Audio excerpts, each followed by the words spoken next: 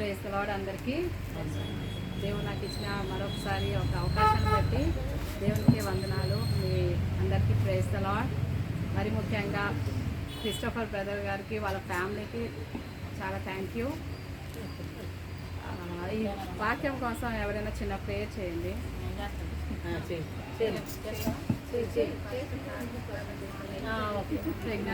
మహాపరిశుద్ధుల మహాగణుడ సర్వశక్తిమంతుడ సర్వాధికారి ప్రభువానికి వందనాలు తండ్రి. సర్వవ్యాపి సర్వకృపానిధి మా ప్రభువానికి వందనాలు తండ్రి. ప్రభువైన గొప్ప దేవుడు, ఆశ్చర్యకరుడు, ఆశ్చర్యకార్యం జరిగించగలగే దేవుడు ఆయనానికి వందనాలు ప్రభువైన.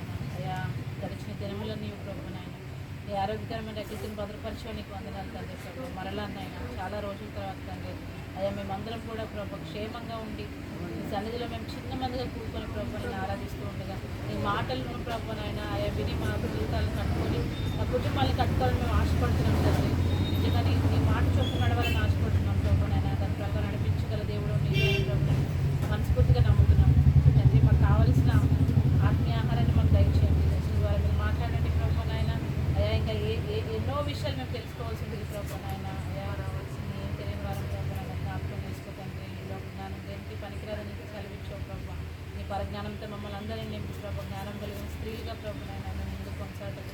ప్రతి స్త్రీలే ప్రభునైనా మేము అన్ని విషయాల్లోనూ చురుగ్గా ఉండే ప్రభు మాకు దయచేయమని చూడాలని మాతో మాట్లాడి మా జీవితాల ద్వారా నీకే మహిమ ఘనత ప్రభావం తెచ్చుకోవాలని యేసు నామములో అడిగి పెట్టుకున్నాను. హల్లెలూయా హల్లెలూయా హల్లెలూయా. అందరూ బాగున్నారా? దేవుడు బట్టి అందరూ బాగున్నాం, మేము బాగున్నాం. ఇవాళ టాపిక్ ఏంటి అంటే యేసు ప్రభు అందరికీ దేవుడా లేకపోతే కొంతమందికే దేవుడా? సర్వలోకాన్ని సృష్టించిన గొప్ప దేవుడు, అందరికీ దేవుడు. మరి మనం చర్చెస్కి వచ్చినప్పుడు మరి లేడీసే ఎక్కువ పర్సంటేజ్లో ఎందుకు వస్తున్నాం? సండే స్కూల్కి పిల్లలు వెళ్తున్నారు, చర్చెస్కి లేడీస్ వెళ్తున్నారు. మరి వాట్ అబౌట్ జెంట్స్? జెంట్స్ విషయం ఏంటి? పురుషులు అంటే జెంట్స్ విషయం ఏంటంటే ఇప్పుడు ఒక ఫ్యామిలీలో ఒకరు రక్షింపబడ్డారు అంటే ఇంకొకళ్ళు ఎలాగ ఉన్నా సరే వాక్యం ద్వారా వాళ్ళని మనం మార్చవచ్చు. బైబిల్లో ఒక మాట ఉంది, భార్య కనుక లోక సంబంధమైన వాటిల్లో ఉంటే కనుక భర్తకి రెస్పాన్సిబిలిటీ ఉంది, భర్త మార్చాలి అని చెప్పి. అదే భర్త కనుక అలా ఉంటే కనుక భార్య మార్చాల్సిన రెస్పాన్సిబిలిటీ ఉంది. కాబట్టి ఏంటంటే మనము ఇప్పుడు చర్చెస్కి వెళ్ళేటప్పుడు మనము ఒకళ్ళు లేడీస్ సరే నువ్వు వెళ్ళిరా, ఫ్యామిలీలో ఒకళ్ళు మాత్రమే వస్తారు, పిల్లల్ని సండే స్కూల్ పంపిస్తారు, లేడీస్ వస్తారు. కానీ జెంట్స్ రాలేకపోతున్నారు. అదే జెంట్స్ వస్తే లేడీస్ రాలేకపోతున్నారు. అది ఎందుకు అసలు అలాగా? ఎందుకంటే దేవుడు ఎంతో ప్రేమించాడు, ఎంతో మన కోసం ప్రాణం పెట్టి తిరిగి లేచాడు. కానీ మనకి మేలుల కోసం మాత్రమే ఫ్యామిలీ సమేతంగా రావాలా? లేకపోతే ప్రతి ఏ విషయమైనా సరే, అది కీడు అవ్వచ్చు, అది ప్రాబ్లమ్స్ అవ్వచ్చు, ఏ ప్రాబ్లమ్స్ అయినా సరే మనము కుటుంబం సమేతంగా దేవుని సన్నిధికి రావాలి అని మనం ఫ్యామిలీలో డిసైడ్ అవ్వాలి ఫస్ట్. ఎందుకంటే ఫ్యామిలీ అనేది దేవుడు ఇచ్చిన గొప్ప గిఫ్ట్ అన్నమాట. అది పిల్లలు అవ్వచ్చు, హస్బెండ్ అవ్వచ్చు, వైఫ్ అవ్వచ్చు, ఎవరైనా సరే అది ఫ్యామిలీ అనేది ఒక ఆత్మీయతలో ఉన్నారు అంటే అది చాలా గొప్ప గిఫ్ట్ అన్నమాట. కానీ ఏంటంటే ఇప్పుడు సండే స్కూల్కి పిల్లల్ని దించేస్తాం.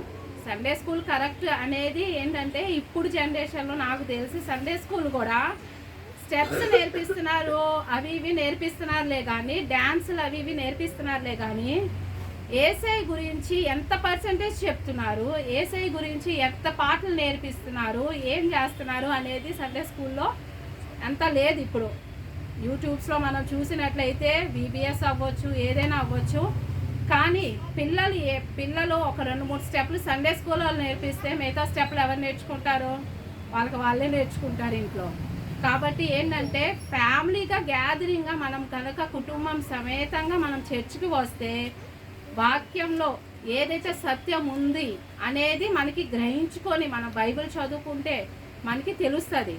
ఇప్పుడు కుటుంబం సమేతంగా చర్చికి రాకుండా ఒకళ్ళు జాబ్కి వెళ్ళిపోయి ఒకళ్ళు కనుక సరేలే రెస్ట్ తీసుకొని నేను తర్వాత వెళ్తానులే అని చెప్పి చాలామంది ఏమంటారంటే తర్వాత వెళ్తానులే వచ్చే వారం వెళ్తానులే అని చెప్పి అంటారు. అదే జాబ్కి అలా అంటామా? జాబ్కి అను, తీసేస్తారు. ఏదైనా ఫ్యామిలీ ఫంక్షన్ అయితే గుంపులుగా పోతాం.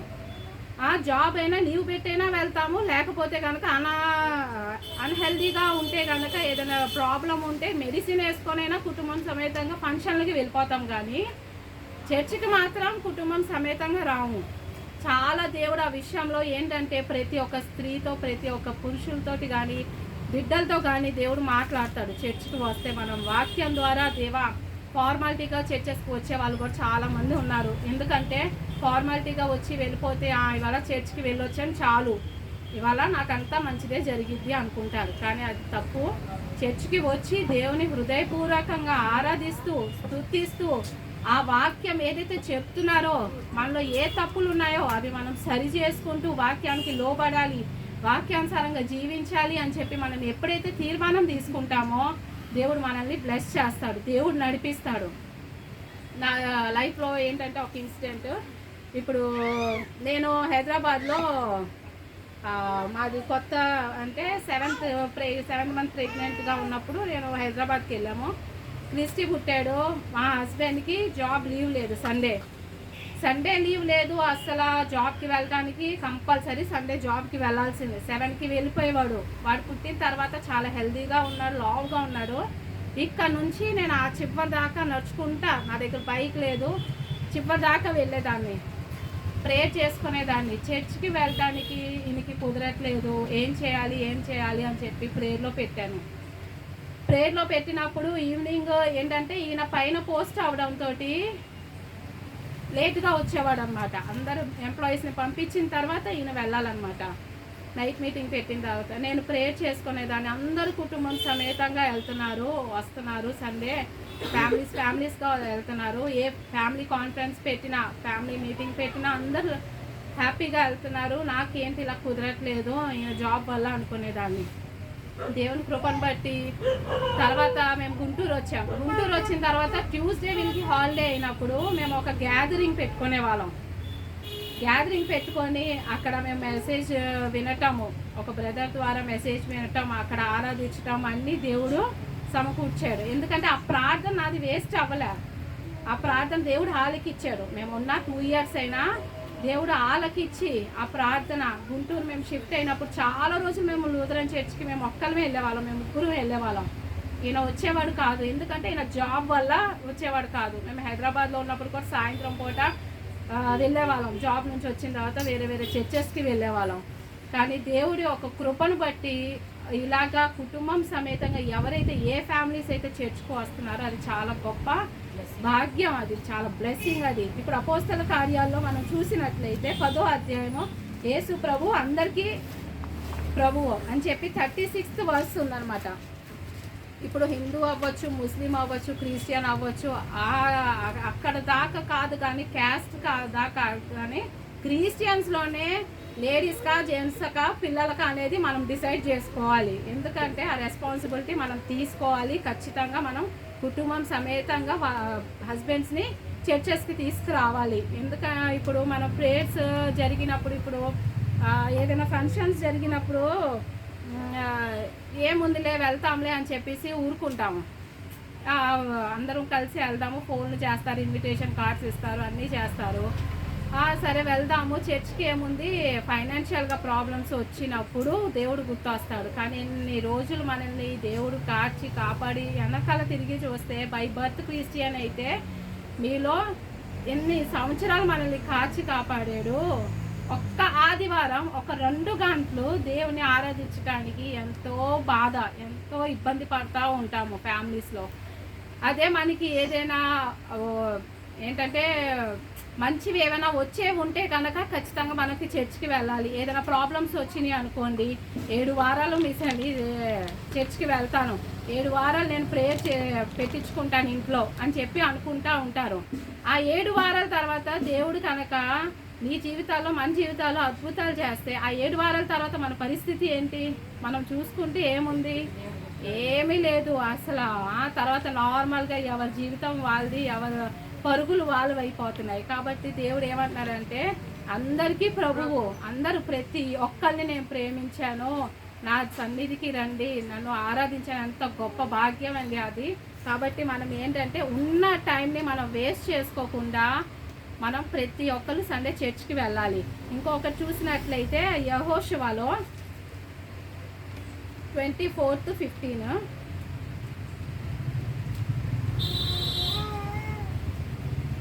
యెహోవాను సేవించుట, చదవండి సిస్టర్.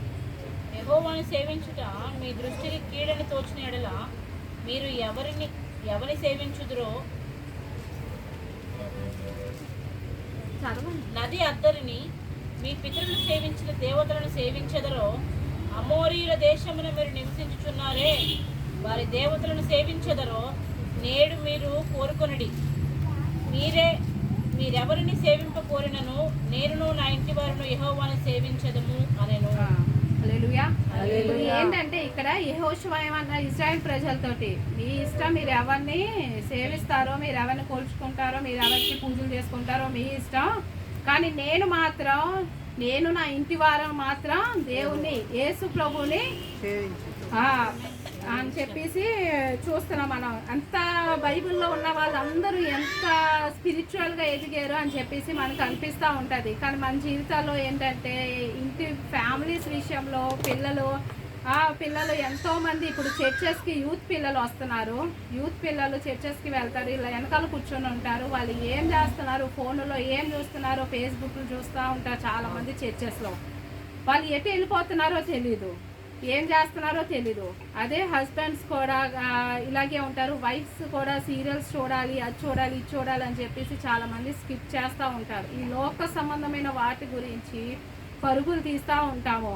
అదే మన జీవితాల్లో కనుక ఏదైనా ప్రాబ్లమ్స్ వచ్చినా, ఏదైనా వస్తే మాత్రం మనము చాలా ఇబ్బంది పడిపోయి, అనారోగ్య సమస్య, ఒక్క తలనొప్పి వస్తేనే దేవా నాకు ఎంత కష్టం వచ్చింది అని చెప్పేసి మనం బాధపడుతూ ఉంటాం. కానీ మన సొంత వాళ్ళకి, అన్నయ్యకి కానీ అక్కకి కానీ ఒక దెబ్బ తగిలితే మనం ఎంత బాధపడతామో, కానీ మన ఇంట్లో ఫ్యామిలీ మెంబర్స్ ఎంతోమంది రక్షణ లేకుండా జీవిస్తున్నారండి. మన ఫ్యామిలీ మెంబర్స్లోనే వాళ్ళకి రక్షణ లేదు. ఎందుకు? మనం చెప్పలేక, వాళ్ళకి సత్యం ఏది సత్యమో అది చెప్పలేకపోతున్నాము.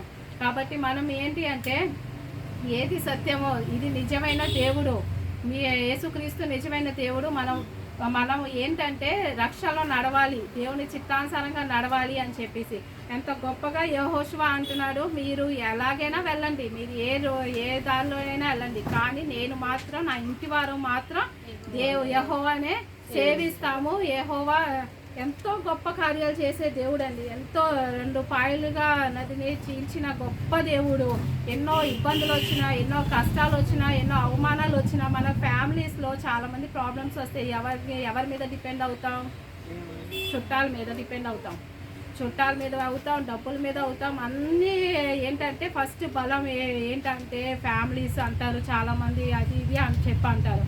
కానీ మన బలం ఎవరంటే ఫస్ట్ దేవుడే ఉండాలండి. మన ఫ్యామిలీలో మనము అనుకోవచ్చు, దేవా నా వల్ల కావట్లేదు, నేను ఈ ఆత్మీయతలో నేను నడవలేకపోతున్నాను, మాట తీరు అవ్వచ్చు, లేకపోతే చూపు అవ్వచ్చు, ఒకవేళ బాధగా పెట్టే మాటలు అవ్వచ్చు అని చెప్పి మనం అనుకోవచ్చు. కానీ మోకాలు వేసి ప్రార్థన చేస్తే, దేవా నన్ను నడిపించు, నా చేయి పట్టుకొని నువ్వు నడిపించు అంటే దేవుడు గొప్ప కార్యాలు చేస్తాడని. మన చేయి పట్టుకొని దేవుడు నడిపిస్తాడు. నేను నిన్ను నడిపిస్తాను, అంతం వరకు నేను నిన్ను నడిపిస్తాను అని చెప్పి దేవుడు ఎప్పుడు కూడా దేవుడు విడిచిపెట్టడు. మనం ఎన్నోసార్లు దేవుడు చేయి విడిచిపెట్టేసి మన లోకానుసారంగా జీవిస్తూ డబ్బుల ఆశ మీద కానీ, లేకపోతే అన్ని ఆచారాల మీద కానీ సొనుకుతా దేవుడి మీద జీవిస్తూ ఉంటాం. మంచిది చేస్తే, మంచిది జరిగితే అది నాది, నేను చేసినట్టు అనుకుంటాం. చెడు జరిగితే దేవా నువ్వు నాకు ఏం చేసావు అని చెప్పేసి దేవుడి మీద సొనుగుతాం. అదే చాలామంది అంటారు, ప్రేయర్స్కి ఆన్సర్స్ రావట్లేదు, నేను చేసిన ప్రేయర్స్కి ఆన్సర్స్ రావాలని ప్రేయర్ చేయండి అని చెప్పి చాలామంది అంటారు. మనం దేవుని క్వశ్చన్ వేసే వరకు ఉండకూడదు. మనం అడిగేది ఏంటి, దేవుడికి తెలీదా? ఎప్పుడు నీకు కరెక్ట్ టైమా అనేది, ఎప్పుడు కరెక్ట్ నీకు ఏమి ఇవ్వాలో ఏమి ఇవ్వకూడదో సమస్తం దేవుడికి తెలుసు. నీ కుటుంబానికి ఏం అవసరమో అనేది దేవుడికి తెలుసు. కాబట్టి ఏంటంటే దేవుని క్వశ్చన్ వేసేవాడిగా ఉండకూడదు. నేను ఎన్నో ప్రార్థనలు చేశాను. నేను మన ప్రతి ప్రార్థన దేవుడు ఆలకిస్తాడు. నా బిడ్డ నా దగ్గరికి వచ్చి దేవుడు పిలుస్తుంది అని చెప్పేసి ఆలకిస్తాడు. అదే ఇప్పుడు హస్బెండ్స్ ఇప్పుడు చాలామంది డ్రింక్ చేసేసి చర్చెస్కి రారు.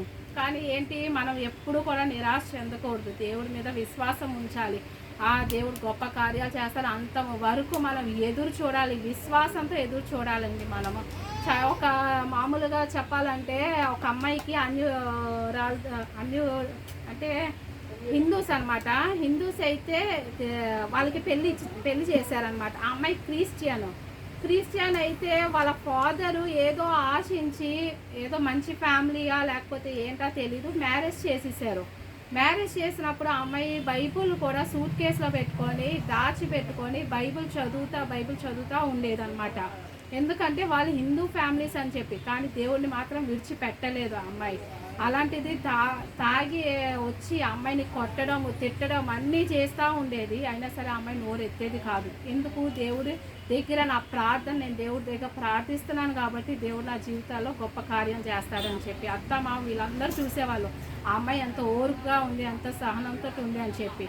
ఒకసారి వాళ్ళ మామగారికి బాగా అన్హెల్దీ అనారోగ్య సమస్య వస్తే ఆ అమ్మాయి అనింది, ఒకసారి మా పాస్టర్ గారిని పిలుస్తాను, ప్రేయర్ చేద్దాము, నేను ప్రేయర్ చేస్తాను అని చెప్పేసి అంటే పాస్టర్ గారిని పిలిపించి ప్రేయర్ చేస్తే వాళ్ళ మావయ్య గారు అన్నారు, నిజంగా నీ దేవుడు చాలా గొప్పోడమ్మా, ఎంతో నన్ను మళ్ళీ తిరిగి జీవాన్ని ఇచ్చాడు, ఎంతో ఏంటో ఈ అమ్మాయి ఎంతో ఓర్చుకుంటుంది, ఎంతో సహరిస్తుంది అని చెప్పేసి అనుకున్నప్పుడు ఆ అమ్మాయి ప్రవర్తన ద్వారా అమ్మాయి ఎక్కడా కూడా వాక్యం చెప్పలేదు. అమ్మాయి ఎక్కడా కూడా యేసు ప్రభు మాటలు చెప్పలేదు. అమ్మాయి ప్రేయర్ చేసుకునేది, బైబిల్ చదువుకునేది, కంటిన్యూగా అదే చేసేది. అన్యురాలు కుటుంబంలో వెళ్ళినా సరే అయినప్పటికీ లాస్ట్లో ఏం జరిగిందంటే వాళ్ళు రక్షణ మార్గంలో నడిచారనమాట. వాళ్ళ కుటుంబం సమేతంగా వాళ్ళ మావయ్య గారు, వాళ్ళ అత్తగారు, వాళ్ళ హస్బెండ్ అందరూ కూడా తెలుసుకున్నారు. ఎందుకు? ఆ అమ్మాయి ప్రవర్తన వల్ల కొట్టినా తిట్టినా ఎంత చేసినా సరే ఆ బిడ్డ మాత్రము ఒక్క మాట ఎత్తేది కాదు. ఎంత గొప్ప దేవుడు అమ్మ మీ దేవుడు అని చెప్పేసి అనేవాళ్ళు. కాబట్టి మన జీవితాల్లో కూడా సొనిగేవాళ్ళుగా ఇది జరగట్లేదు, నేను చర్చికి రాను అనేవారిగా కాకుండా కుటుంబం సమేతంగా చర్చికి రావాలి అని చెప్పి తీర్మానం తీసుకోవాలి. చాలామంది తీర్మానాలు తీసుకుంటారు కానీ వెనక్కి వెళ్ళిపోతారు. అలా కాకుండా తీర్మానంలో కూడా నన్ను నిలబెట్టు దేవా, నేను అంతవరకు ఈ తీర్మానం ఏదైతే తీసుకున్నానో నన్ను నిలబెట్టు అని చెప్పి మనం ప్రేయర్ చేస్తే పరిశుద్ధాత్మ తప్పకుండా సహాయం చేస్తాడండి. నా జీవితాల్లో కూడా ఎన్నో వెనక్కి తిరిగి చూస్తే ఎన్నో మేలులు చేశాడు. ఎన్నో అనారోగ్య సమస్యలు అనే కాదు, ఎన్నో ఫైనాన్షియల్ అనేది కాదు, వెనక్కి తిరిగి చూస్తే నా ఆత్మీయత స్థితిలో, నా ఏమీ లేని స్థితిలో, అంటే ఏమీ తెలియలేని స్థితిలో దేవుడు నడిపించాడు. ఈయన నైట్ 10:30కి వచ్చి బైబిల్ చదివేవాడండి. నేను రీసెంట్గా అప్పుడు బాప్తిజం తీసుకున్నాను మామూలుగా 2013లో. వాడు చాలా చిన్నవాడు, 2 years బాబు. అప్పుడు నైట్ 10:30కి వచ్చి బైబిల్ చదివేవాడు. నాకు తెలుగు సరిగా చదవడం రాకపోయినా మమ్మల్ని కూర్చోపెట్టి బైబిల్ చదివేవాడు. అది ఏంటంటే దేవుడు నడిపిస్తాడు. ప్రేయర్ చేసుకోవాలి. నేను కూడా నాకు ప్రేయర్ చేయడం రాలేదు దేవా, ఏం చేయాలి అని చెప్పేసి అనుకున్న సమయంలో దేవుడు ప్రేయర్ విషయంలో కానీ వాక్యం విషయంలో కానీ ప్రతి పిన్ టు పిన్, ప్రతి ఒక్క మినిట్ కూడా మనం వేస్ట్ చేసుకోకుండా దేవుని సన్నిధిలో గడిపితే దేవుడు పరిశుద్ధాత్మ ఎప్పుడు ప్రేరేపించిద్ది. నువ్వు ఇప్పుడు వెళ్ళి మోకాలు వేసి ప్రార్థన చేయి, నువ్వు వెళ్ళి ఇప్పుడు నువ్వు వాక్యం చదువు అన్నప్పుడు మనం వినకుండా పక్కన పెట్టేస్తే మాత్రం అది చాలా తప్పు. కాబట్టి ఏంటంటే ఎల్లప్పుడూ దేవుడు మనని ప్రేరేపిస్తూ ఉంటాడు. వాళ్ళ గురించి బాగోలేదు అని చెప్పి మన దగ్గర వస్తే కనుక ఆ మాట వాళ్ళ కోసం ప్రేర్ చేయడం కానీ లేకపోతే వాళ్ళ రక్షణ కోసం ప్రేర్ చేయడం కానీ మనం చేయాలి. మన చుట్టుపక్కల వాళ్ళు ఎవరు ఏది కొనినా సరే అండి, వాళ్ళని చూసి మనం కొనుక్కుంటామే కానీ వాళ్ళు కూడా మనతో పాటు చర్చికి రావాలనేది మాత్రం మనం చూడము. వాళ్ళు బాప్తిజాలు తీసుకోవాలనేది కానీ మనం చూడము. కానీ వాళ్ళు ఇది కొనుక్కున్నారు అది కొనుక్కున్నారు అని చెప్పి కంపేర్ తోటి మనం ప్రతి ఒక్క జీవిత లైఫ్ ఎండ్ దాకా మనం చూస్తూ ఉంటాము. ఈ కంపారిజన్, వాళ్ళకి ఇది ఉంది వీళ్ళకి ఇది ఉంది మనకి లేదు అని చెప్పేసి అప్పుల పాలైనా సరే మనం చేసుకుంటామే కానీ ఒక్క ఆత్మ నశించిపోతుంది. వాళ్ళ కోసం మనం ప్రార్థన చేయాలి, వాళ్ళ కోసం మొరపెట్టాలి అని చెప్పేసి మనము ఆలోచించాలి. ఒక్క మాట అయినా, ఒక్క మైండ్లో అయినా సరే నువ్వు ఒక్క 2 నిమిషాలు మోకాలు వేసి ప్రార్థన చేస్తే తప్పకుండా దేవుడు ఆలకిస్తాడు. నువ్వు అరగంటే చెయ్యాలి, నువ్వు గంట చెయ్యాలి అని చెప్పి హృదయపూర్వకంగా ఒక్క 2 నిమిషాలు మోకాలేసి దేవుని సన్నిధిలో, దేవా నా ప్రార్థన ఆలకించిన దేవా నీకే వందనాలు అని విశ్వాసంతో మనం ఏదైతే ప్రేయర్ రిక్వెస్ట్ పెట్టామో అది తప్పకుండా చేస్తారు. ఆ ప్రేయర్ రిక్వెస్ట్ ఏంటంటే మనకి నచ్చినట్లు ప్రేయర్ లోక సంబంధమైన నెక్లెస్లు కానీ లేకపోతే మంచి పొజిషన్ కానీ కాదు, నా ఆత్మీయత స్థితిని నడిపించు, నాకు ఏమీ తెలీదు, నాకు ఏమీ రాదు, మా కుటుంబాన్ని నువ్వు నడిపించు అని చెప్పి మనం ప్రేయర్ చేయాలి. మన ఫ్యామిలీలో ఎవరైతే రక్షణ పొందుకోలేదో వాళ్ళ కోసం పేరెత్తి వాళ్ళ కోసం ప్రార్థన చేయాలి. తప్పకుండా దేవుడు లాస్ట్ టైం వరకు మనం ఎదురు చూడాలి. ఎన్ని సంవత్సరాలు నేను ప్రేయర్ చేశాను కదా, నా ప్రేయర్కి ఆన్సర్ రావట్లేదు కదా, ఈ ప్రేయర్ రిక్వెస్ట్ పక్కన పెట్టేద్దాం ఇంకా అనేవారిగా మనం ఉండకుండా వాళ్ళ ఆత్మలు భారం కలిగి మనం ప్రార్థన చేసేవారిగా ఉండాలి. ఇప్పుడు నా పేరెంట్స్ అవ్వచ్చు, మీలో మీ ఫ్యామిలీ మెంబర్స్లో కూడా చాలామంది ఉంటుంటారు, కానీ మనం ఎంతసేపు వాళ్ళ కోసం ప్రార్థిస్తున్నాము అనేది మనకి మనం చెక్ చేసుకోవాలన్నమాట. ఇప్పుడు యెహోషువ ఏంటిలో ఎవ్వరు వచ్చినా రాకపోయినా నేను మాత్రం యెహోవాని సేవిస్తాను అని చెప్పి అంటున్నాడు. ఇంకొకటి అపోస్తల కార్యాలు మనం చూసినట్లయితే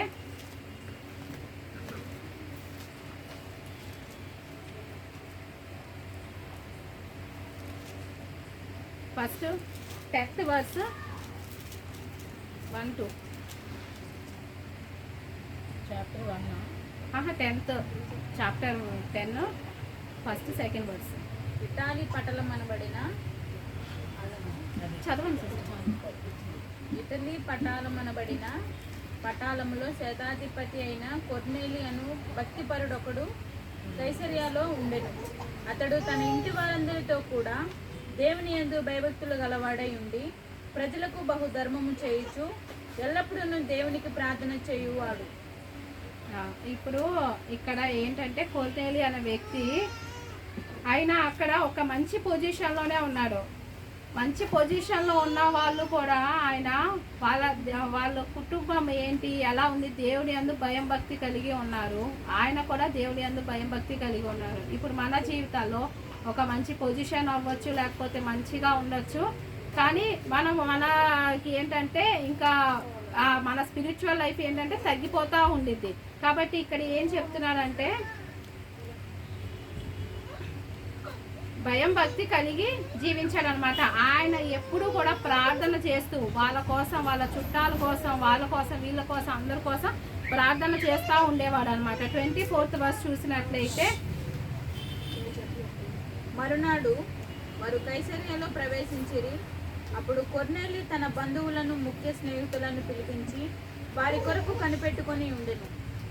ఇప్పుడు మనం చూసినట్లయితే దీనిలో ఫస్ట్ కొర్నేలి ఫస్ట్ వర్స్ నుంచి లాస్ట్ 8th verse వరకు చూసినట్లయితే పేతురు వచ్చేసి వాక్యం చెప్పినప్పుడు కొర్నేలి ఒక్కడే వినలేదు, వాళ్ళ రక్త సంబంధుల్ని, వాళ్ళ స్నేహితుల్ని అందరినీ పిలుచుకొని చేసేవాళ్ళు. ఇప్పుడు రోజుల్లో ప్రేయర్ పెట్టుకోవాలంటే అబ్బో ప్రేయరా, ఇప్పుడు ఎందుకులే వాళ్ళని వీళ్ళని ఎందుకులే, లేకపోతే వాళ్ళ ఖర్చులు వీళ్ళకి ఎంత ఖర్చులు ఎందుకులే అని చెప్పేసి అనుకుంటా ఉంటాం. కానీ ఇక్కడ ఏమన్నారు, ఒక్క మాట అయినా దేవుడి ఒక్క మాట అయినా వాళ్ళు వింటే కనుక వాళ్ళు రక్షణలో నడుస్తారు అని చెప్పేసి ఏం చేశారు, వాళ్ళని వీళ్ళని స్నేహితుల్ని పిలిచారనమాట. బంధువుల్ని స్నేహితుల్ని అందరినీ పిలిచేసి ఆ దేవుని ఒక మాటలు వినిపించాలి అని చెప్పి ఆశతోటి ఉన్నాడనమాట. ఇప్పుడు 44th verse కూడా మనం చూసినట్లయితే పేతురు ఈ మాటలు ఇంకా చెప్పుచుండగా అతని బోధ విన్న అందరి మీదకి పరిశుద్ధాత్మ దిగెను.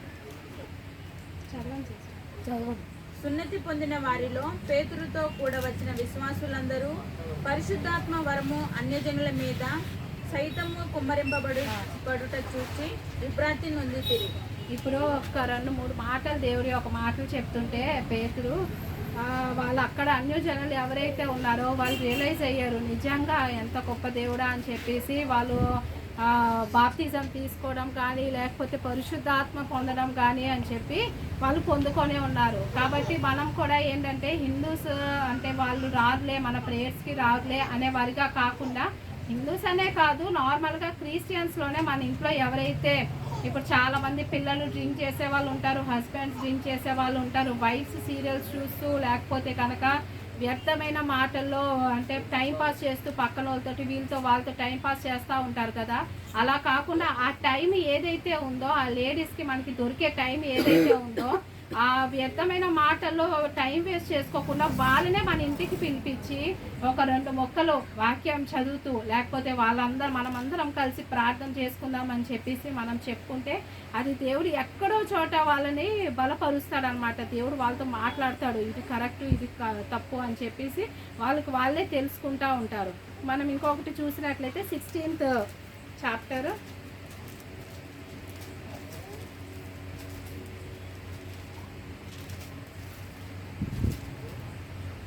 25th. అయితే మధ్యరాత్రి వేళ పౌలును శీలయు దేవునికి ప్రార్థించుచు కీర్తనలు పాడుచూ నుండిరి, ఖైదీలు వినుచుండిరి. అప్పుడు అకస్మాత్తుగా మహాభూకంపము కలిగెను, చెరసాల పునాదులు అదిరెను, వెంటనే తలుపులన్నీ తెరుచుకొనెను, అందరి బంధకములు ఊడెను. అయితే అక్కడ దాకా నెక్స్ట్ చదువుతాము. అయితే ఎవరైతే ఇలాగా జైల్లో ఉన్నారో పౌలు, అయితే వాళ్ళు ప్రార్థించినప్పుడు వాళ్ళు దేవుని స్తుతించినప్పుడు ఒక భూకంపం లాగా వచ్చింది అని చెప్పేసి ఉంది ఇక్కడ. భూకంపం వచ్చినప్పుడు ఏంటంటే జైల్స్ అనేవి ఓపెన్ అయిపోయినాయి. ఓపెన్ అయినప్పుడు అక్కడ ఉన్న జైల్ లీడర్ ఉన్నాడు కదా, ఆ జైల్ లీడర్ భయపడిపోయాడు అనమాట. ఏంటి ఇలా జరిగింది, వాళ్ళందరూ వెళ్ళిపోయినట్టున్నారు, ఇప్పుడు వాళ్ళందరూ వెళ్ళిపోతే కనుక ఇప్పుడు నన్ను వదిలిపెట్టరు వాళ్ళని చెప్పేసి వాళ్ళకి ఆయన ఏం చేశాడంటే ఆయనే చంపుకుందామని చూశాడనమాట. చంపుకుందామని చూసినప్పుడు అప్పుడు నెక్స్ట్ 28th verse చదవండి సిస్టర్. అప్పుడు పౌలు, నీవు ఏ హానియు చేసుకొనవద్దు, మేమందరము ఇక్కడనే ఉన్నామని బిగ్గరగా చెప్పాను. అయితే ఏమన్నాడు పౌలు, మేము ఇక్కడే ఉన్నాము, మేము ఎక్కడికి వెళ్ళలేదు, నువ్వు హాని చేసుకోవద్దు, నువ్వు చంపుకోవద్దు అని చెప్పేసి చెప్పాడనమాట. అయితే ఎందుకంటే ఇప్పుడు లోకస్తులు ఏంటంటే ఇప్పుడు అలాగే ఇప్పుడు ఏదైనా జైల్స్ కానీ ఇలాగ ఓపెన్ అయిపోతే పరుగులు పారిపోతారు, లేకపోతే ఎన్నోసార్లు ఎంతోమందిని చీట్ చేయటం కానీ లేకపోతే చీటీ డబ్బుల్లో కానీ ఇలాంటివి చాలా జరుగుతాయి. కానీ ఇక్కడ ఏం చేశాడు పౌలు, వెళ్ళకుండా తన స్నేహితుడు ఇద్దరు కూడా అలాగే ఉన్నారు వెళ్ళకుండా. అయితే ఆ నెక్స్ట్ చదవండి సిస్టర్. అప్పుడు దీపము తెమ్మని చెప్పి లోపలికి వచ్చి వణుకుచూ పౌలునకు శీలకును సాగిలపడి వారిని వెలుపలికి తీసుకొని వచ్చి, అయ్యలారా, రక్షణ పొందుటకు నేనేమి చేయవలెననెను. అందుకు వారు, ప్రభువైన యేసునందు విశ్వాసం ఉంచుము, అప్పుడు నీవును నీ ఇంటి వారును రక్షణ పొందుదురని చెప్పి అతనికిని అతని ఇంటనున్న వారందరికీ దేవుని వాక్యము బోధించిరి. హల్లెలూయా. ఇప్పుడు చూసారా, ఆయన క్యాండిల్ తీసుకెళ్ళి లోపల చూస్తే ఉన్నారు. అయ్యా, నువ్వు నీ దేవుడు ఎంతో గొప్పవాడు, మేము రక్షణ పొందుకోవాలంటే మేము ఏం చేయాలి అని చెప్పేసి అడిగారనమాట. అడిగినప్పుడు ఏం చెప్పారు, నువ్వు దేవుని యందు విశ్వాసం ఉంచు, నువ్వు నీ ఇంటి వారు అని చెప్పి అన్నప్పుడు వాళ్ళకి 2 మాటలు దేవుడు మాటలు చెప్పినప్పుడు వాళ్ళు ఆలకించి వాళ్ళ విశ్వాసంలో వాళ్ళు నడిచారనమాట. రాత్రి ఆ గడియలోనే అతడు వారిని తీసుకుని వచ్చి వారి గాయములు కడిగను. వెంటనే అతడును అతని ఇంటి వారందరూ బాప్తిజం పొందిరి. అయితే ఇప్పుడు వాళ్ళ ఇంటి వారిని బాప్తిజం పొందారు. ఇప్పుడు ఆయనకి ఎక్కడైతే దెబ్బలు తగిలినాయో వాళ్ళ ఇంటి దగ్గర తీసుకెళ్ళి మొత్తం క్లీన్ చేసేసి వాళ్ళు ఇంటి వాళ్ళు ఎవరైతే ఉన్నారో వాళ్ళు రక్షణ పొందుకున్నారు. కాబట్టి ఏంటంటే ఇప్పుడు మనకి రక్షణ అనేది జస్ట్ ఫార్మాలిటీగా నిత్య జీవానికి వెళ్ళాలి కంపల్సరీ అని చెప్పేసి చాలామంది రక్షణ పొందుకుని ఉంటారు. కానీ అలా కాకుండా మన రక్షణ అంటే చాలా వాల్యుబుల్, అది మన జీవితంలో చాలా వాల్యుబుల్. కాబట్టి మనం రక్షణని ఎల్లప్పుడూ ప్రతి ఒక్క మినిట్ అపవాది ఏంటంటే చూస్తూ ఉంటాడు, ఎవరు హృదయాల్లో వాక్యం లేదో, ఎవరు ప్రార్థన చేయట్లేదో, ఎవరు సరిగా లేరో అని చెప్పేసి అపవాది చూస్తూ ఉంటాడు. వాళ్ళకి ఏదో ఒకటి అట్రాక్షన్స్ తప్పకుండా ఫ్యామిలీస్లో పెడతా ఉంటాడు. కాబట్టి ఏంటంటే మనకి ఎవరైతే అన్యులు ఉన్నారో లేకపోతే ఎవరైతే వాక్యం తెలీదో వాళ్ళకి ఖచ్చితంగా వాక్యం మనం చెప్పాలి. నెక్స్ట్ ఆదికాండం చూద్దాము.